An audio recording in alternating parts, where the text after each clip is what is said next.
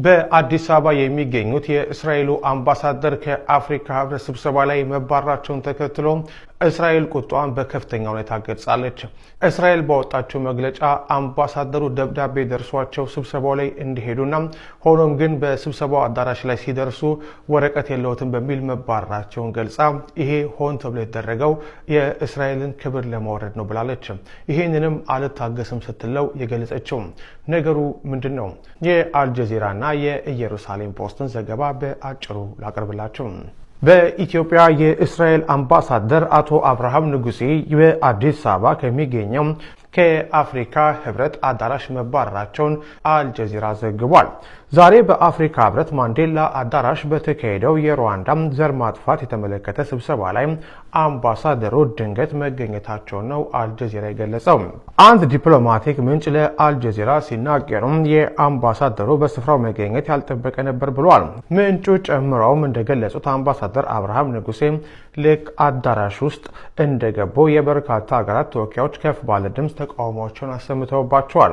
በዚህ የተነሳም ለተወሰኑ ደቂቃዎች ስብሰባው መቋረጡን የገለጹት እኚህ ምንጭ አምባሳደሩ አዳራሹን ለቀው እንደወጡ ስብሰባው መቀጠሉን አስረድተዋል።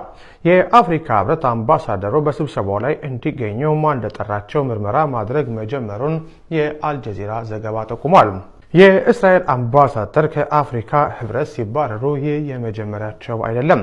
እንደ አውሮፓውያን አቆጣጠር በ2023 በኢትዮጵያ የእስራኤል ምክትል አምባሳደር በተመሳሳይ ከአፍሪካ ህብረት ስብሰባ መባረራቸው የሚታወቅ ነው።